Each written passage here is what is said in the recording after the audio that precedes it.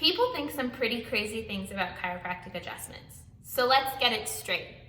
Chiropractic adjustments are made either using our hands, a special tool, or even the table. Our adjustments are super gentle and very specific, and they're helping to realign the bones of the spine and the pelvis. Because the reason is we create these shifts in our spine that are decreasing that communication through your nervous system up to your brain. And your brain needs this information to be able to take care of you.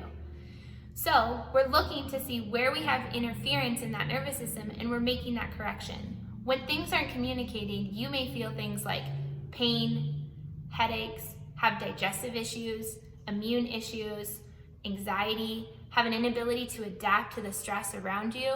These are all really common things that we see in our practice. If you want to learn more about the adjustments and what we do, click the link below.